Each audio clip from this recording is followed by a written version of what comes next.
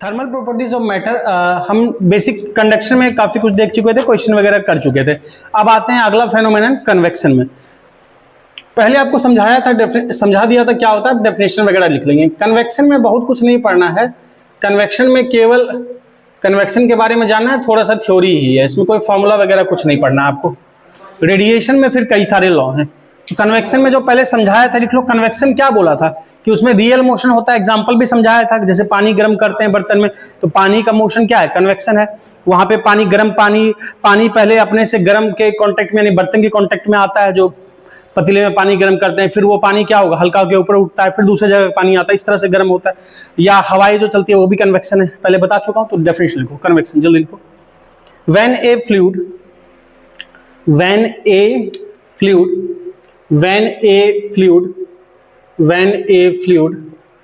Bracket में लिख लो कुछ भी, such as when a fluid, such as जैसे कि वाटर है, एयर है, या और भी कोई fluid, such as water, air etcetera. When a fluid, board पे लिखा है, such as water, air etcetera, bracket close, is in contact with an object,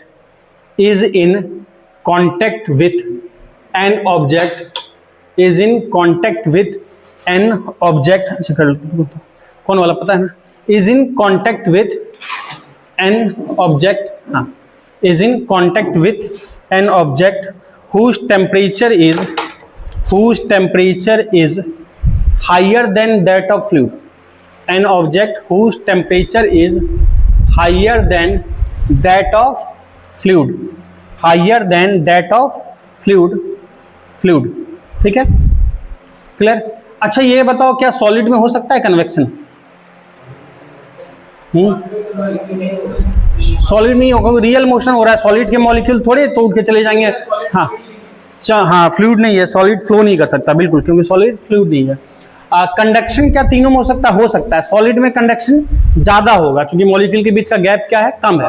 conduction की रेट सबसे ज्यादा सॉलिड, फिर होगा लिक्विड में कम, फिर गैस में कम, क्योंकि स्पेस बढ़ता जा रहा है एक मॉलिक्यूल। लेकिन तुम्हारा कन्वेक्शन किस में होगा, केवल फ्लूइड में। तो लिख लो, it is only possible in fluids, it is only possible in fluids, it is only possible in fluids. Convection दो टाइप के बोल सकते हैं, एक natural convection, it is possible only in fluids.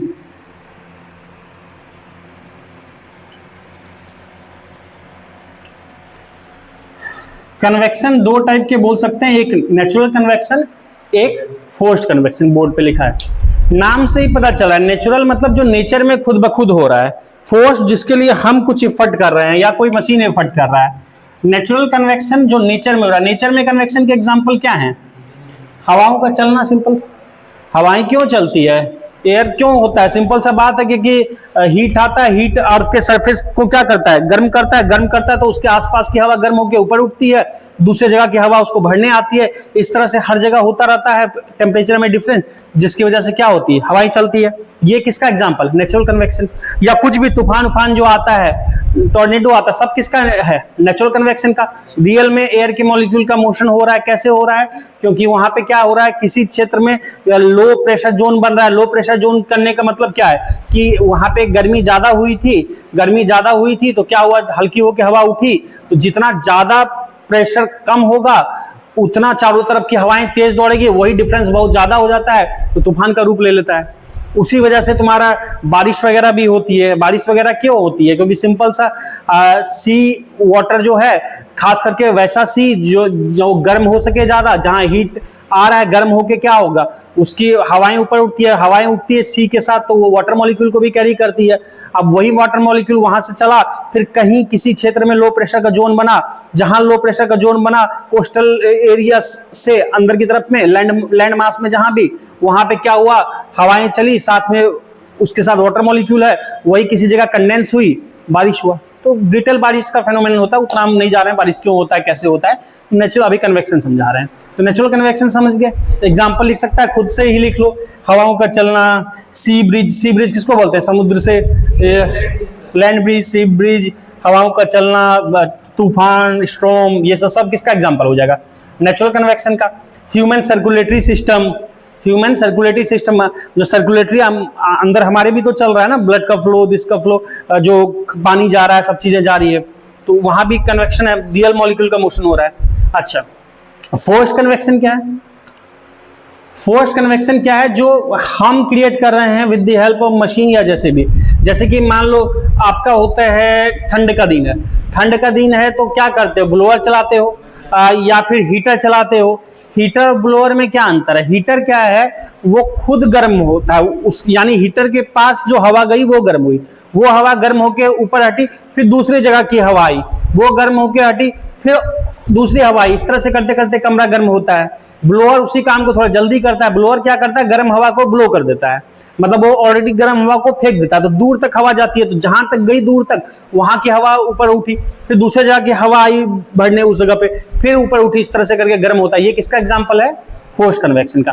जैसे कि आप लिख सकते हो हीटर है, ब्लोअर है, जितने भी जो भी हीट सिस्टम वगैरह यूज करते हैं सब इसका एग्जांपल है। तो दोनों में अंतर समझ में आया? तो बहुत ज्यादा नहीं है इसमें। हाँ बोलो बोलो। एयर कंडीशनर, हाँ ठीक है, जहां भी फोर्स हो रहा है वहां भी हवा का मॉलिक्यूल का मोशन हो रहा है ना, एयर, हाँ। जहां भी रियल मोशन हो रहा है, जहां भी रियल मोशन हो रहा है हीट ट्रांसफर के प्रोसेस में, वो किसका एग्जांपल है? कन्वेक्शन का। और अगर वो नेचर में खुद ब खुद हो रहा है तो नेचुरल कहेंगे, और अगर किसी मशीन के हेल्प से हो रहा है तो फोर्स्ड कहेंगे। तो ये हो गया। तो कन्वेक्शन में इतना ही जानना है, इसमें कोई लॉ वगैरह नहीं है। फिर इंजीनियरिंग में है, यहाँ पे नहीं है, 12th में नहीं। फिर है रेडिएशन, इसमें बहुत लॉ है, छोटे छोटे ही हैं पर हैं। रेडिएशन, अब रेडिएशन का फेनोमेनन शुरू में समझाया था। रेडिएशन का एग्जांपल क्या होता है? डायरेक्ट कांटेक्ट नहीं होता, जैसे, हाँ बिल्कुल, जैसे कि सन से गर्मी आ रही है, हम बीच में मीडियम है नहीं है, बीच में वैक्यूम है, सबसे होते हुए आ रही है, किसका एग्जांपल है? रेडिएशन का। तो रेडिएशन का एग्जांपल है। तो रेडिएशन क्या होता है? बेसिकली डायरेक्ट कांटेक्ट नहीं होता है। किसी भी बॉडी का टेम्परेचर अगर 0 केल्विन से ज्यादा होता है, 0 केल्विन का मतलब कितना डिग्री सेल्सियस? -273, रफली बोलोगे तो एग्जैक्टली तो लगभग 273.15 डिग्री सेल्सियस। अगर किसी बॉडी का टेम्परेचर इससे ज्यादा हुआ तो उससे एनर्जी निकलती है, और वो एनर्जी किस फॉर्म में निकलती है? इलेक्ट्रोमैग्नेटिक वेव के फॉर्म में। रेडिएशन निकलता है, पर वो किस फॉर्म में, कौन एनर्जी को कैरी करके ले जाता है? हम बोलते हैं इलेक्ट्रोमैग्नेटिक वेव। तो अब हमारे तक जो है, आग जल रही है, हम आग को छूने की जरूरत नहीं है, ऊपर हाथ रखते हो दूर तक तो गर्मी फील होती है। अब आग तो हमारे हाथ तक नहीं पहुंच गई, लेकिन गर्मी पहुंची उसकी, उसको कोई तो लेके आ रहा है ना, जो लेके आ रहा है दैट इज क्या है? Electromagnetic wave. इलेक्ट्रोमैग्नेटिक वेव क्या होती है? आप दो तरह के वेव, थोड़ा सा मैं बता देता हूं, चूंकि जिक्र है, बहुत ज्यादा नहीं डील करेंगे, फिर 12th में भी है इनके बारे में, या फिर वेव चैप्टर जब पढ़ते हैं तो वेव में इसके बारे में डिटेल बात करते हैं। वेव में इसके बारे में डिटेल बात करते हैं, इसलिए मैं बहुत ज्यादा अभी बात नहीं करूंगा। तो एक मैकेनिकल वेव होता है और एक होता है इलेक्ट्रोमैग्नेटिक वेव। ब्रॉडली बोले तो ईएम वेव शॉर्ट में लिखते हैं, electromagnetic wave, EM wave. Mechanical wave वैसे वेव जिसके प्रोपेगेशन के लिए मीडियम चाहिए, जिसके जाने के लिए मीडियम चाहिए, मीडियम जिसके लिए नेसेसरी है, बिना मीडियम के नहीं जा सकता, वो क्या है? मैकेनिकल वेव, यानी इसके लिए मीडियम चाहिए, नेसेसरी है। और इलेक्ट्रोमैग्नेटिक वेव उसको बोलते हैं जिसके लिए मीडियम नहीं चाहिए, जरूरी नहीं है। जैसे क्या एग्जांपल? जैसे कि मान लो वेव, जैसे एक तार है, एक तार है, तार को हम बांध दिए एक हिस्सा, और फिर तार को इस तरह से ऑसिलेट करा रहे हैं, तार को इस तरह से ऑसिलेट करा रहे हैं, तो तार क्या हो रहा है? इस तरह से तार में वेव बन रहा है।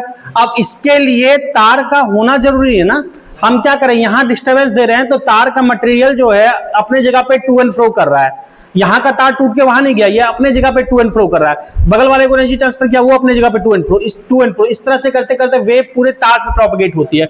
इसके लिए तार का होना जरूरी है, मीडियम का होना जरूरी है। ये किसका एग्जांपल है? ये है मैकेनिकल वेव का। जैसे और एग्जांपल देखिए मैकेनिकल वेव का, जैसे अगर मान लो कमरे में से, थोड़ी देर के लिए सुनना, जब समझना जरा, मैं बोल रहा हूं, आप कमरे में से किसी तरह से करके हवा निकाल ली जाए, कमरे से हवा पूरी तरीके से निकाल ली जाए, तो आपको क्या होगा? साउंड नहीं दिखाई देगा या आवाज नहीं सुनाई देगा? हवा निकाल दे तो साउंड दिखाई देगा। अच्छा, आवाज। तो आपको क्या होगा? दिखेगा नहीं कि सुनाई नहीं देगा, लाइट नहीं दिखेगा कि साउंड नहीं सुनाई देगा, साउंड नहीं सुनाई देगा, दिखेगा।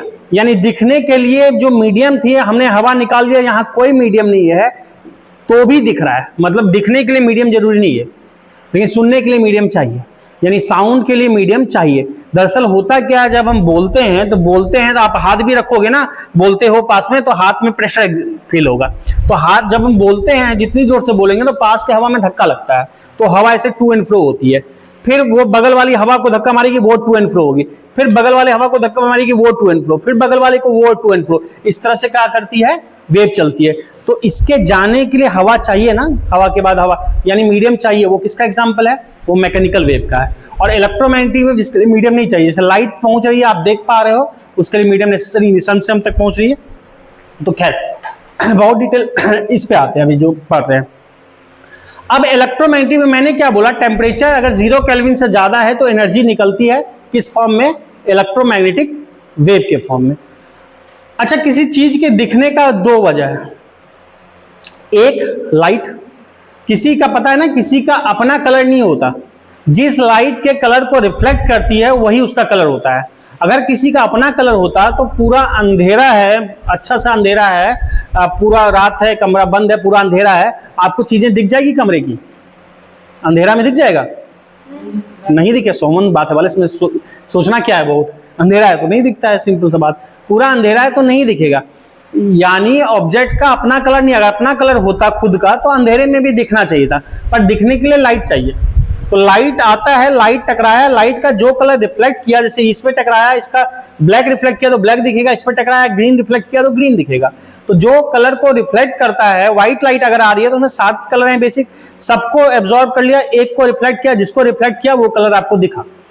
तो दिखने का वजह एक लाइट है और दूसरा वजह हीट है। अगर पूरा अंधेरा है एकदम अच्छा से और हम बाहर से एक रॉड गर्म करके लाए, लाल रॉड है, तो दिखेगा? दिखेगा। तो दो वजह, एक हीट की वजह से भी दिखता है, दूसरा लाइट की वजह से भी दिखता है।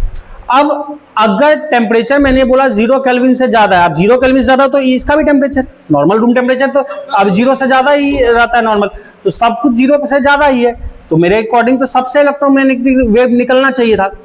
तो क्या निकलता है? हाँ निकलता है। फिर हम देख क्यों नहीं पाते? दरअसल देखने, इलेक्ट्रोमैग्नेटिक वेव जो है वो पूरा एक स्पेक्ट्रम है, पूरी सीरीज है। पूरी सीरीज क्या है? पूरी सीरीज जो है, याद रखने के लिए याद ऐसे रखोगे, रैमिन वैक्सी, पूरी रेडियो एक्टिव इलेक्ट्रोमैग्नेटिक वेव की सीरीज है रैमिन वैक्सी, VUX गामा लिखा है तो वाई से लिख दिया या ऐसे लिख दिया, रैमिन वैक्सी। RA radio, RA radio wave, M microwave, I infrared, V visible, U ultraviolet,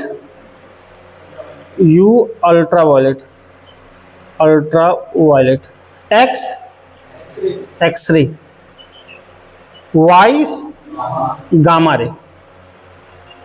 तो जब भी किसी ऑब्जेक्ट का टेम्परेचर 0 केल्विन से ज्यादा होता है ना, तो इनमें से कोई भी निकल सकता है। ऐसा भी हो सकता है कि 1-2 ज्यादा निकल रहा हो, 2 या 3 की सीरीज। हमारा आंख जो सेंसिटिव है वो इसको देखने के लिए, विजिबल।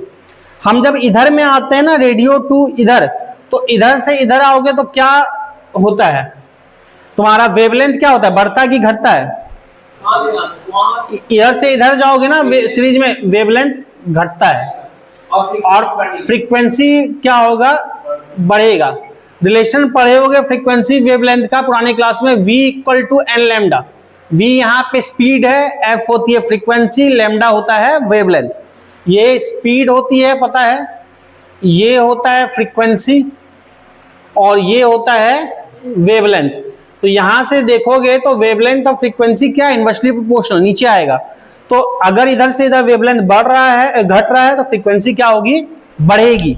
अब हर एक का अपना अपना वेवलेंथ होता है, सबका याद नहीं रखना, इसका याद होना चाहिए विजिबल का।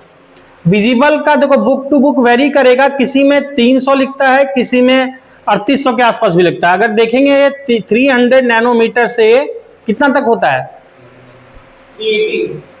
380 भी कहीं कहीं लिखते हैं, 380 या 300 दोनों चलता है, किसी किसी बुक में 300 भी दिखेगा, 380 भी दिखेगा। हमको प्रेफर क्या करना चाहिए, जो एनसीईआरटी में लिखा हो।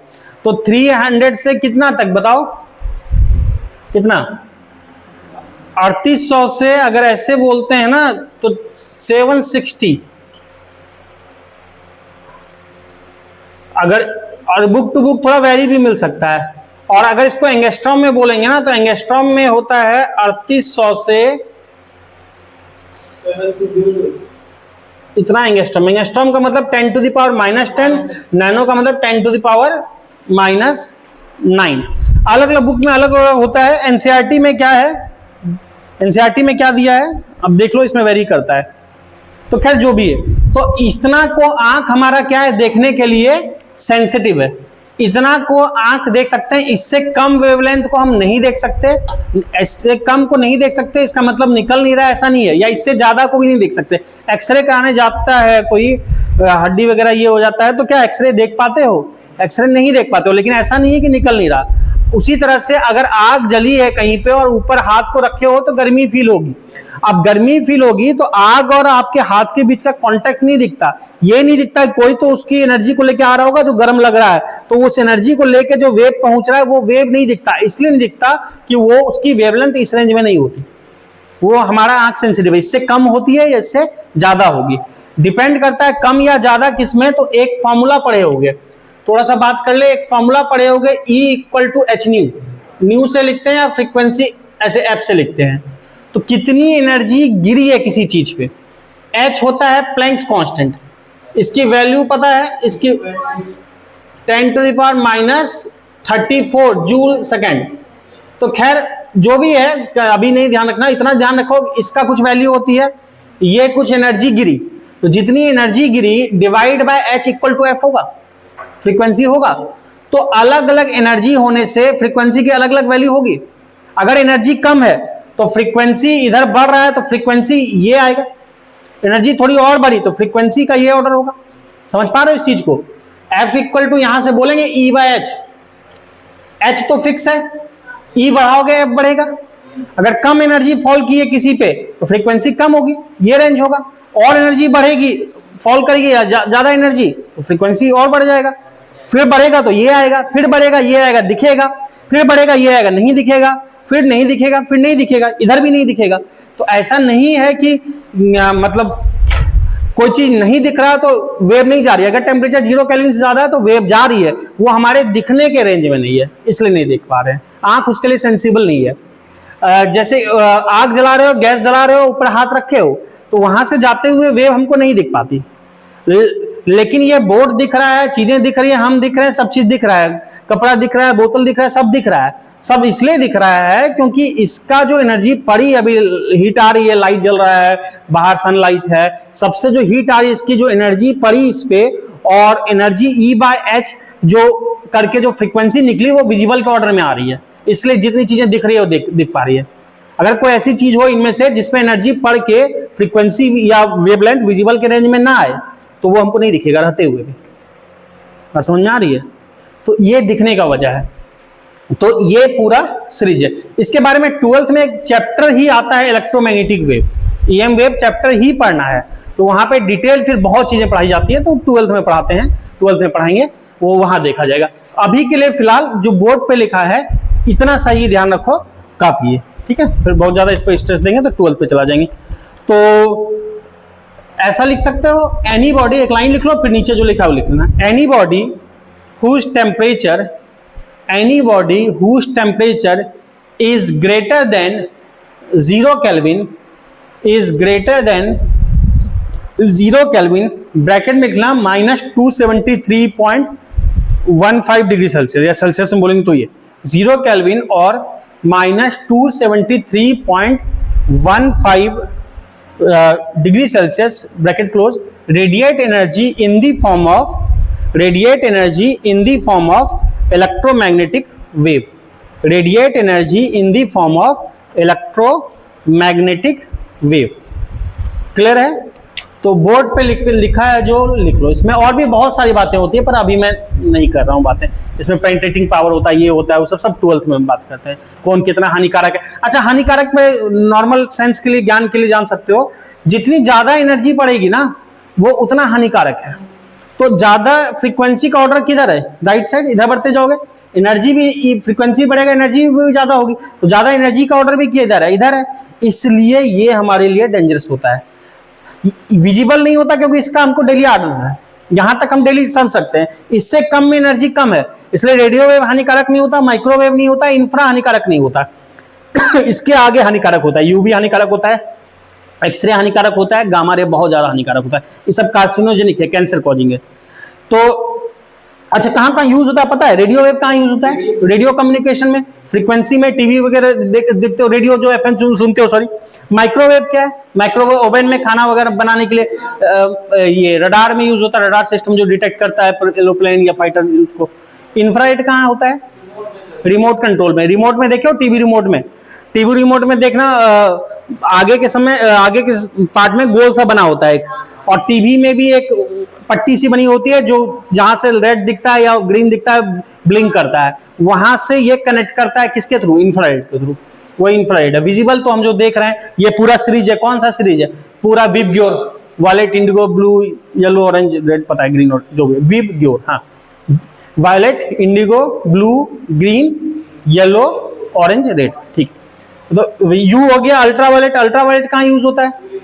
सन से जो आ रही है अल्ट्रावायलेट है, यूवी रेज है। एक्सरे जो कराते हैं, गामा रे यूज होता है, बहुत ज्यादा पेनिट्रेटिंग पावर है। देखो एक्सरे जो है मसल्स को इन्वेट कर देता है, तो हड्डी को नहीं कर पाता, हड्डी को पार नहीं कर पाता, तो उसका क्या करता है? इमेज दे देता है। तो एक्सरे यहाँ है, गामा करेंगे तो हड्डी भी पार कर जाएगा, पेनिट्रेटिंग पावर बहुत ज्यादा होता है, तो डेंजरस भी है। तो गामा का यूज कहाँ होता है? अर्थ के अंदर मिनरल्स वगैरह पता करने में, अर्थ के अंदर इंसर्ट करने में। क्यों? क्योंकि पेनिट्रेटिंग पावर बहुत ज्यादा होती है, और पेनिट्रेटिंग पावर ज्यादा होगी ना इधर, तो देखो वेवलेंथ इधर घट रहा है, तो जिसका ज्यादा पेनिट्रेट करना है उसके लिए इधर यूज होगा, राइट साइड बढ़ेंगे। और जिसको ज्यादा दूर भेजना है, वेवलेंथ जितनी ज्यादा होगी उतना दूर जा सकता है ना। वेवलेंथ क्या होता है? दो कंसेक्यूटिव क्रस्ट ट्रैफ या दो सेम फेज में हो, तो ये है और ये है, वेवलेंथ किसकी ज्यादा है? ज्यादा दूर कौन जाएगा? ऊपर वाला। तो इसीलिए वेवलेंथ चूंकि घट रहा है इधर, तो शुरुआत में वेवलेंथ ज्यादा है, फिर घटता जा रहा है, इसलिए जिसमें दूर कम्युनिकेशन होता है उसमें रेडियो वेव यूज हो रहा है। तो जो टीवी सिग्नल, ये सब सिग्नल के लिए रेडियो वेव यूज हो रहा है, उससे कम में माइक्रोवेव, रडार में, रडार भी टीवी के जितना दूर तक नहीं कम्युनिकेशन कर पाता है। रिमोट कंट्रोल ऐसा नहीं है कि आप चाहोगे यहां से बैठे पटना में टीवी चला रहे हैं या रांची में, तो वो थोड़े रेंज के लिए होता है, इसका रेंज और कम हो जाता है, इसका और कम, इस तरह से होता है। क्लियर बात? तो खैर बहुत बात नहीं करेंगे। एक मूवी आप लोग देखे थे, रोबोट, अक्षय कुमार का आया था, रोबोट 2.0। तो उस मूवी में कुछ गलत दिखाया था। क्या गलत दिखाया था? 12th की फिजिक्स है जो EM वेव में पढ़ते हैं, गलत ये दिखाया था कि मोबाइल की वजह से क्या होता है कि चिड़िया मरते हैं। चिड़ियों के मरने की वजह मोबाइल के पेनिट्रेट करके लॉस नहीं करता कुछ। क्यों? क्योंकि मोबाइल काम करता है इस पे, ये इसके रेंज से कम है। चिड़िया हम डेली इसको तो झेल ही रहे हैं, इसका तो आदत है विजिबल चीजों को देखने का, उससे काफी कम फ्रीक्वेंसी है, एनर्जी कम है, तो ये उतना डेंजरस नहीं है रेडियो वेव। क्यों मर रहा है? मरने की अलग वजह, मरने की वजह है तुम्हारा जो पेस्टिसाइड्स वगैरह यूज करते हैं, उसकी वजह से क्या होता है, पेस्टिसाइड्स में जो पेड़ पौधे हुआ या जानवर पेस्टिसाइड्स वाला खाते हैं, जानवर डेक्लाफिनोल एक करके होता है, उसकी वजह से तुम्हारा गिद्ध मर जाता है, उसका किडनी खराब हो जाता है। वो जो जानवर वगैरह का दूध बढ़ाने के लिए गाय वगैरह में यूज करते हैं, और जानवर में वो मरते हैं, उसको खाता है, उस वजह से वो बीमार होता है। पेस्टिसाइड वगैरह से वैसे फसल जो खाता है उसकी किडनी फेल्यूर है, अलग चीजों का हो जाता है, उस वजह से मरता है। पेस्टिसाइड की वजह से कई कीड़े मकोड़े जो होते हैं वो मर जाते हैं, जो उतना हानिकारक नहीं है, उसको खाते हैं वो, तो वो सब कई वजह है। हाँ, नेविगेशन में थोड़ा प्रॉब्लम आ सकती है, नेविगेशन में आता है, तो उसकी वजह से ऐसा नहीं कि दिखाया जैसे कि टकराया मर गया, वो नहीं होता है। नेविगेशन में प्रॉब्लम हो, पर नेविगेशन की वजह से मरेगा ये बहुत कम चांस है। ये दूर जाएगा, थोड़ा भटकेगा, परेशान होगा, सही लोकेशन नहीं जा पाएगा, पर मरने का वजह नहीं है, क्योंकि ये इससे मरने का वजह वो सब जंगल का कटना, ये सब मेन वजह है, तो वो चीज़ है। ठीक है, खैर जो भी नोट कर लो। तो EM वेव के बारे में इतना ही बात करते हैं। इसके बारे में बहुत कुछ बात किया जा सकता है, लेकिन ऑलरेडी जब 12th में एक चैप्टर है तो वहाँ पे डिटेल पढ़ा जाएगा, अभी जितना काम भर बात करके। अब आते हैं, इसमें कई सारे छोटे छोटे थ्योरम हैं, उसको देखते हैं। कई आज देखेंगे, थोड़ा सा रह जाएगा वो कल देखेंगे, कल ये चैप्टर खत्म हो जाएगा, फिर हम आ जाएंगे नए चैप्टर पे। एक इसमें न्यूटन्स लॉ ऑफ कूलिंग था जो अभी हटा दिया है सिलेबस से पिछले 3-4-5 साल से, उसको नहीं देखना। एक होता है प्रीबोस्ट थ्योरी, छोटे छोटे थ्योरी हैं, देखते हैं। ज़्यादातर तो कॉमन सेंस पे बेस्ड है, तो कोई खास ये नहीं है। Prevost theory of heat exchange, Prevost theory of heat exchange, scientist का नाम है। सिंपल सा इसका क्या कहना है जरा समझो। एक बॉडी है जिसका टेम्परेचर मान लो TB है, सराउंडिंग है उसका टेम्परेचर मान लो TS है। उसी तरह से दूसरी बॉडी है, TB है, सराउंडिंग का टेम्परेचर क्या है, TS है। अगर TB इक्वल टू TS है, मान लो पहले केस में TB इक्वल टू TS है और दूसरे केस में मान लो TB ग्रेटर देन TS है, यानी पहले में बॉडी का टेम्परेचर सराउंडिंग का टेम्परेचर क्या है, इक्वल है। ऐसे में क्या होगा पता है, जब दोनों का टेम्परेचर इक्वल है, मान लो किसी तरह से बॉडी को 20 डिग्री टेम्परेचर दिया जाए और 20 डिग्री टेम्परेचर बढ़ाया जाए, तो क्या होगा, 20 डिग्री ये एब्जॉर्ब करेगा और फिर कुछ देर बाद धीरे धीरे करके वो 20 डिग्री को क्या कर लेगा, फाइनली रिलीज कर लेगा। फिर से दोनों का टेम्परेचर क्या हो जाएगा, सेम हो जाएगा। तो अगर बॉडी का टेम्परेचर सराउंडिंग के बराबर है तो इस केस में देखो, एनर्जी एब्जॉर्ब जितना एनर्जी एब्जॉर्ब करेगा पर सेकेंड इक्वल टू होगा एनर्जी रेडिएटेड, रेडिएटेड मतलब रिलीज, उतना एनर्जी रिलीज कर देगा। जितना एब्जॉर्ब करेगा पर सेकेंड उतना ही रिलीज कर देगा। इस केस में क्या है कि बॉडी का टेम्परेचर सराउंडिंग से क्या है, ज्यादा है। तो बॉडी का टेम्परेचर अगर सराउंडिंग से ज्यादा रहे ना, तो इस केस में क्या होगा, बॉडी सराउंडिंग से गर्म है तो एनर्जी क्या करेगा, रिलीज करना शुरू करेगा। तो ये शुरुआत में, अंतिम में तो बराबर ही होना, पर शुरुआत में ये एनर्जी रेडिएटेड पर सेकेंड ग्रेटर देन हो जाएगा एनर्जी एब्जॉर्ब पर सेकेंड, यानी जितनी एनर्जी रेडिएट करेगा पर सेकेंड एक सेकेंड में वो ज्यादा होगा। क्यों, क्योंकि इसका टेम्परेचर ज्यादा है सराउंडिंग से, तो एनर्जी इससे निकलेगी। क्लियर बात यहां तक, तो लिखो। और अगर इक्वल है तो जितना रेडिएट एब्जॉर्ब होगा उतना रेडिएट होगा। तो प्रीबोस्ट का यही कहना है। प्रीबोस्ट थ्योरी सिंपल सा ही है जो लिखा है, इतना ही चीज लिखना है, इसकी कथा कहानी कुछ नहीं लिखनी। इस तरह से छोटे छोटे थ्योरी, छोटे छोटे बातें आते चलेगी, लिखते चलो, हम बात करते चलते हैं। तो एक तो ये हो गया, ठीक है। अगला देखते हैं।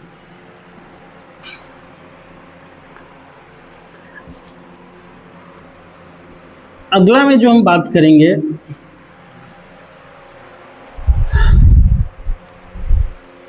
देखो इलेक्ट्रोमैग्नेटिक वेव जिसके प्रोपगेशन के लिए मीडियम नहीं चाहिए, तो उसमें से एक विजिबल था। विजिबल ही क्या है, लाइट है।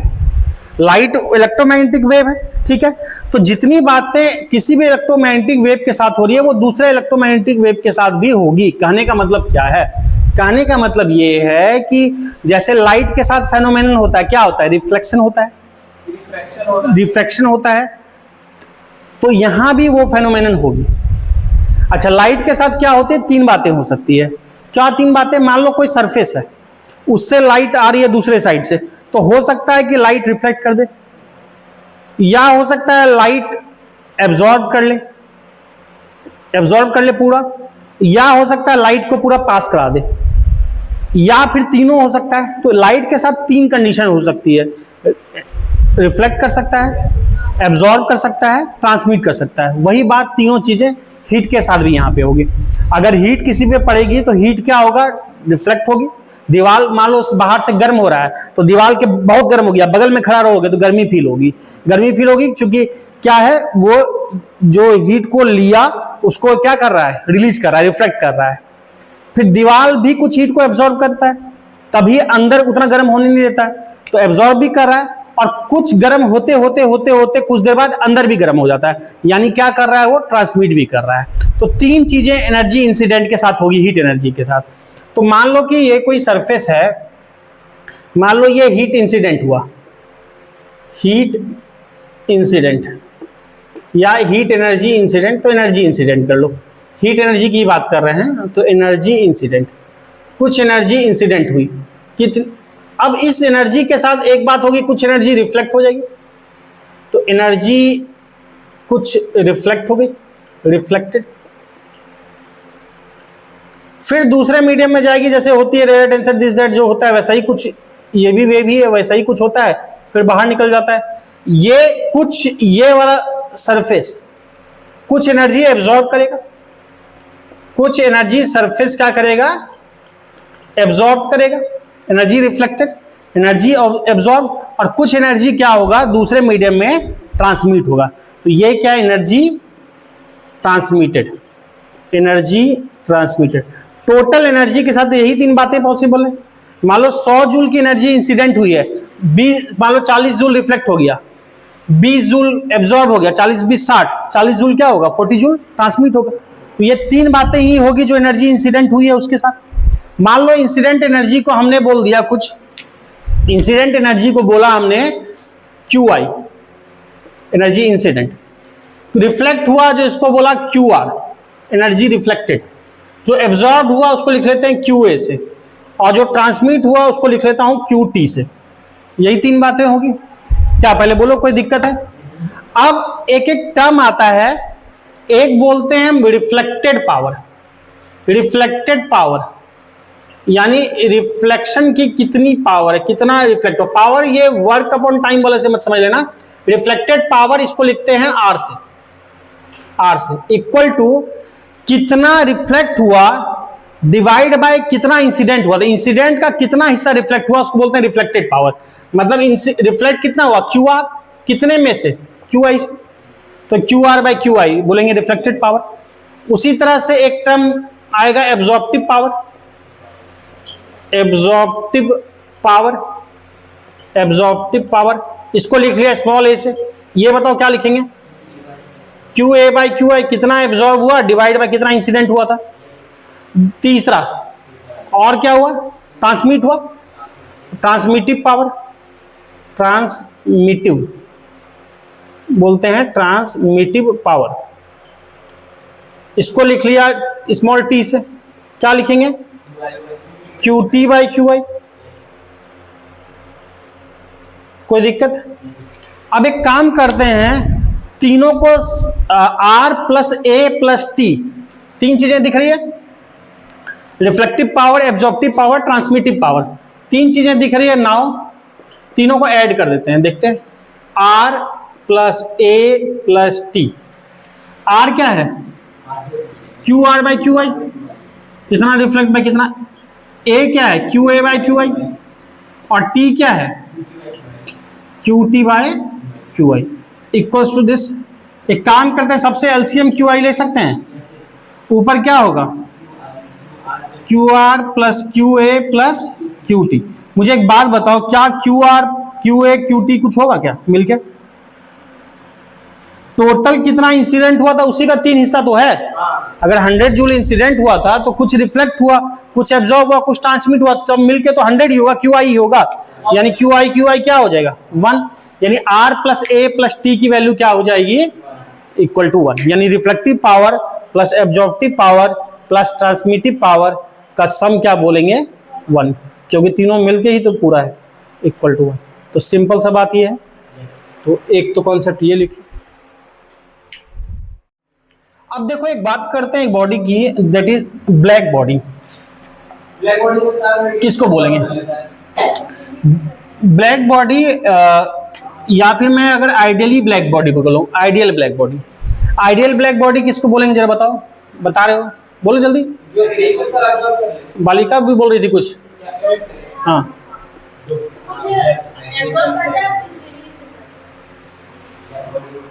कुछ क्या करता है आइडियल ब्लैक बॉडी। देखो दो तरह की बॉडी की हम बात करते हैं, दो तरह का एग्जांपल, एक सन को ले लिया, एक ब्लैक होल को ले लिया, एक सन को ले लिया, एक ब्लैक होल को ले लिया। मुझे बता दोनों में से ब्लैक बॉडी कौन है,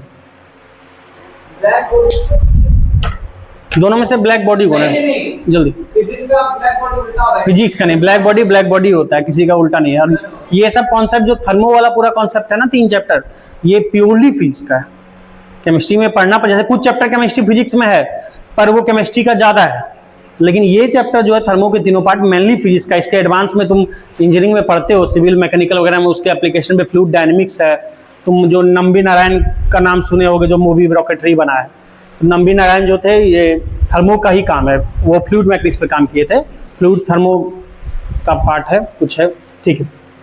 तो खैर सन और ब्लैक होल, हाँ बताओ जल्दी से। Black hole black body, black hole black body, B black body लिख रहा हूं, नहीं, सन ब्लैक बॉडी है। ब्लैक बॉडी किसको बोलते हैं? जिसका 100% एब्जॉर्प्टिव पावर हो, यानी 100% जो एब्जॉर्ब कर ले, लेकिन ट्विस्ट है, केवल 100% एब्जॉर्ब करे नहीं, जो 100% एब्जॉर्ब करे साथ में 100% रिफ्लेक्ट भी कर दे। एब्जॉर्ब, जितना एब्जॉर्ब किया 100% उतना ही रिफ्लेक्ट कर ले। मान लो किसी पे 60 जूल एनर्जी पड़ी, वो 60 जूल को पूरा एब्जॉर्ब कर लिया और पूरा 60 जूल को रिफ्लेक्ट कर दिया, उसी को ब्लैक बोलेंगे, हर एक को नहीं। तो ब्लैक होल इसी वजह से ब्लैक बॉडी है, इसकी एब्जॉर्प्टिव पावर तो 100% है लेकिन रिफ्लेक्ट नहीं करता। तो सही डेफिनेशन क्यों? ब्लैक होल क्या है? ब्लैक होल बहुत हाई ग्रेविटी का फील्ड है, इतना ज्यादा ग्रेविटी मॉलिक्यूल जितना ज्यादा क्लोज आते जाएंगे ना, मॉलिक्यूल ग्रेविटी के कारण क्लोज आ रहे हैं, जितना क्लोज आएगा कि डेंस, उतना डेंसिटी बढ़ते जाएगी। कोई चीज इतना ज्यादा डेंस हो जाए कि डेंसिटी लगभग इन्फिनाइट हो जाए, मतलब साइज लगभग नेग्लिजिबल हो जाए, एकदम डेंसिटी। तो डेंसिटी इन्फिनाइट होने का मतलब है इतना ज्यादा ये हो जाए कि उससे लाइट भी नहीं पास कर सकती है। ब्लैक होल वो है जिससे लाइट भी नहीं पास कर सकती है, इतना ज्यादा हाईली डेंस हो गया है। तो इसका एब्जॉर्प्टिव पावर तो 100 होता है लेकिन रिफ्लेक्शन 100 नहीं होता, 100% रिफ्लेक्ट नहीं करता, इसलिए ब्लैक बॉडी नहीं है। पर सन क्या है? ब्लैक बॉडी है, क्योंकि ये एब्जॉर्ब भी कर रहा है और रिफ्लेक्ट तो कर रहा है, हम देख ही रहे हैं, पूरा 100% कर लेता है, क्लोज टू। तो क्लियर है ब्लैक बॉडी? तो ब्लैक बॉडी का मतलब है, ब्लैक बॉडी मीन्स, लिखना है लिख लो अपने, इसमें आइडियल ब्लैक बॉडी, आइडियल लिख रहा हूं मैं, तो आइडियल का मतलब पूरे तरीके से। तो लगभग ब्लैक बॉडी मतलब 100% एब्जॉर्प्शन, एब्जॉर्प्शन ये तो हो ही हो, साथ में 100% क्या हो? रिफ्लेक्शन भी हो जाए, यानी जितना एब्जॉर्ब किया वो रिफ्लेक्ट भी कर दे, उसको बोलेंगे ब्लैक बॉडी, रिफ्लेक्शन। इसी वजह से सन क्या बोलते हैं? ब्लैक बॉडी है, ठीक है। तो इससे रिलेटेड एक टर्म आएगा, इसमें यही छोटे छोटे टर्म हैं, छोटे छोटे कुछ लॉ हैं, कुछ डेफिनेशन है, कुछ टर्म है, और रेडिएशन में कई सारे, इन सब पे क्वेश्चन आता है।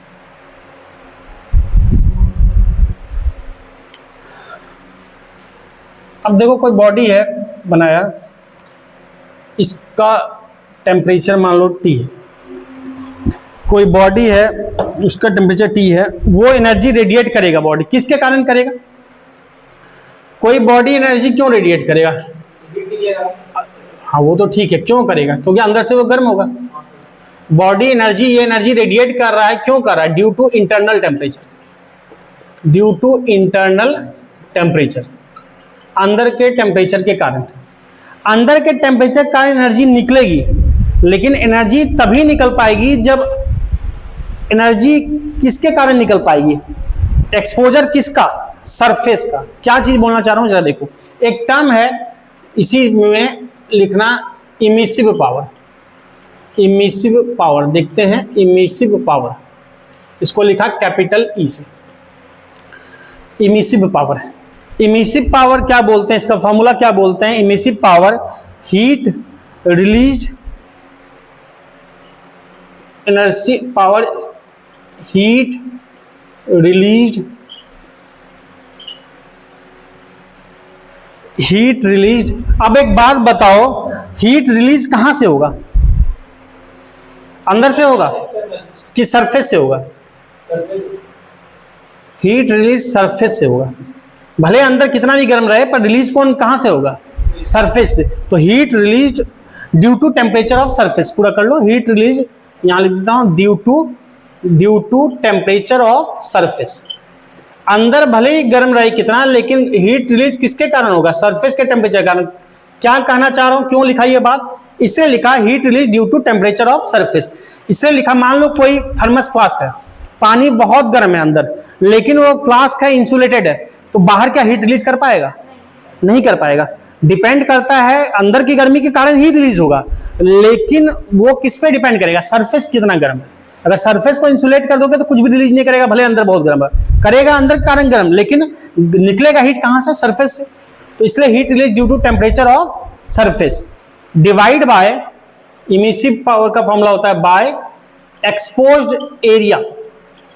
एरिया ही है but exposed area. Exposed area का मतलब जितना एरिया एक्सपोजर के लिए तैयार है। कहने का मतलब क्या है, मान लो कि कोई बॉडी है, इससे हीट रिलीज होना, मान लो इतना पार्ट इसका मैं इंसुलेट कर दूं, तो इतना सा पार्ट क्या हीट रिलीज कर पाएगा? नहीं।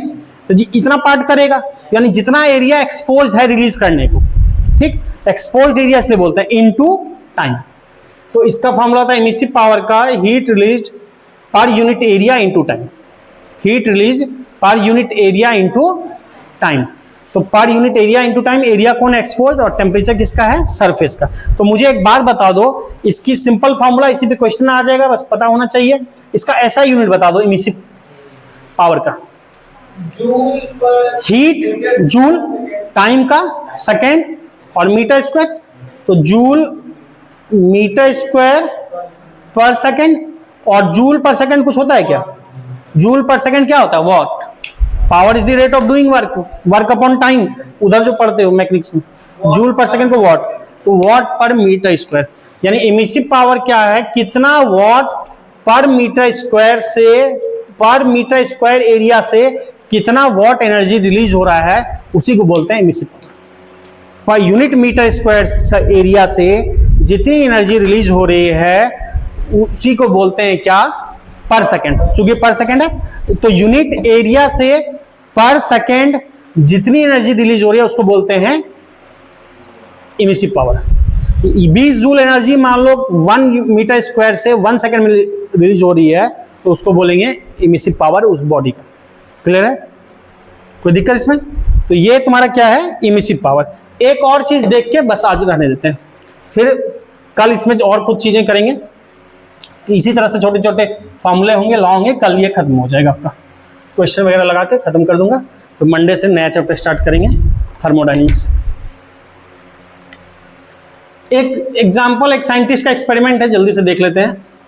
साइंटिस्ट का नाम पे है Ferry's, Ferry's FERRY, Ferry's black body, Ferry's black body, Ferry's black body. Ferry's black body क्या था? एक एक्सपेरिमेंट था। ये क्या था? एक्सपेरिमेंट क्या था देखते हैं। उसने क्या किया कि एक ऑब्जेक्ट लिया, कैसा भी ऑब्जेक्ट ले लिया, और ये मान लो ऑब्जेक्ट ले लिया, और इसका सरफेस कुछ अंदर अनइवन सा ऐसे बना दिया, कुछ इस तरह से करके जैसे भी हुआ उन्हें बना दिया, और एक बहुत छोटा सा होल कर लिया। दिखाने के लिए मैंने इतना बड़ा बनाया, इससे भी छोटा होल कर लिया। एक सरफेस ले लिया और अंदर क्या कर दिया, ऐसा टिल्ट सा है, अंदर टिल्ट सा है, और इसमें एक बहुत छोटा सा होल कर लिया। क्या एक्सपेरिमेंट था बस समझ लेते हैं। अब इतने छोटा होल किया, इस छोटा होल का पर्पस क्या था कि इससे होके जब लाइट अंदर आई, तो इससे होकर जब लाइट अंदर आई तो कैसे आई? ऐसे आई, किसी तरह से आई। मान लो इंसिडेंट हुई, लाइट ऐसे आई, ठीक। अगर मान लो इससे होके लाइट होल से होके आई, तो होल पे देखते हैं। मान लो इस होल से होके कहीं ऐसे लाइट आई, ठीक। अगर अंदर सरफेस फ्लैट होता, समझना इंटरनल, तो क्या होता? ऐसे आई, ऐसे रिफ्लेक्ट होकर लौट जाती। तो सरफेस हमने तिरछा बना दिया। तो लॉ ऑफ रिफ्लेक्शन पता है ना, जैसे रिफ्लेक्शन लाइट का होता है वही हर इलेक्ट्रोमैग्नेटिक वेव के लिए फॉलो होगा, यहां भी होगा। तो लाइट क्या होता है? Angle I equal to angle R, पढ़े हो?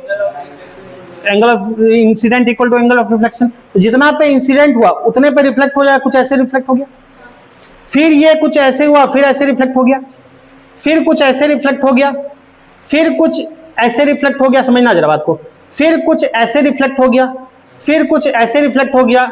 हर रिफ्लेक्शन के बाद पता है रिफ्लेक्शन से एनर्जी क्या होता है? लॉस होता है। तो हर रिफ्लेक्शन के बाद एनर्जी भी लॉस होता जा रहा है, और चूंकि हमने बहुत छोटा होल बनाया और अंदर सरफेस फ्लैट नहीं रखा, तो ये अंदर ही क्या हो गया? रिफ्लेक्ट होते रहे। इस तरह से लाइट पूरे तरीके से क्या हो गई? ट्रैप हो गई। तो जिस तरह से आई थी लाइट निकल नहीं पाई, तो पूरा लाइट 100% क्या हो गया? एब्जॉर्ब हो गया। उसके बाद फिर जब ये गर्म होगा फिर ये रिलीज करना शुरू होगा, फिर बाद में रिलीज कर देगा। तो ये ऐसा किस वजह से हुआ? एक छोटे से होल की वजह से हुआ। अगर होल बड़ा कर देते ना, समझना, तो आता कहीं ना कहीं टकरा के फिर लौट जाता। बहुत ही दिखाने के लिए मैंने इतना बड़ा होल किया, ये इससे भी छोटा है, बहुत छोटा होल है तो उस होल से फिर निकल नहीं पाता है। तो इस यहाँ पे जो एक्सपेरिमेंट किया फेरी ने, यहाँ पे जो होल है ना, होल की वजह से ये हुआ, यहाँ पे hole referred as black body, यहाँ पे होल को क्या कहा, ब्लैक बॉडी की तरह कहा, hole referred as black body. तो इसका कंक्लूजन पूरे इस एक्सपेरिमेंट का ये है कि फेरीज एक्सपेरिमेंट में होल को रेफर किया गया ब्लैक बॉडी की तरह से। बात समझे? अंदर चले जाता मतलब अंदर ही रह जाएगा। हाँ, तो टकरा रहा है ना, टकरा के निकलना चाह रहा है, फिर यहाँ टकरा, फिर इस पार्ट में टकरा, फिर टकराया, फिर टकराया, फिर टकराया अंदर, चूंकि सरफेस फ्लैट नहीं है, जिस पाथ से आएगा फ्लैट में उसी से निकल जाता है। टकराया, angle I equal to angle R, angle I equal to angle R कैसे होता है, यहाँ नॉर्मल बनाओगे, नॉर्मल बनाओगे, ये एंगल आई, ये एंगल आर, ये एंगल आई, एंगल आर, फिर इधर गया, फिर यहाँ नॉर्मल बनाओगे, फिर एंगल आई, फिर एंगल आर, फिर टकराया। तो इस तरह से ये अंदर ही टकराते रह जाता है, क्योंकि बड़ा होल होता है, मान लो ऐसा ही होता, ये कुछ इस तरह से होता, ऐसा इस तरह से होता, इतना बड़ा होल होता, इतना बड़ा होल होता, तब आती है लाइट, भले कहीं 1 2 बार 3 बार 4 बार फिर निकल जाता। बात समझे? बहुत छोटे होल की वजह से ये नहीं हो पा रहा है, तो इसलिए होल को ब्लैक बॉडी का। तो इतनी बातें क्लियर है, आज इतना ही रहने दो, फिर छोटे मोटे लॉ हैं इसी तरह से कल देखेंगे, कल ये खत्म हो जाएगा।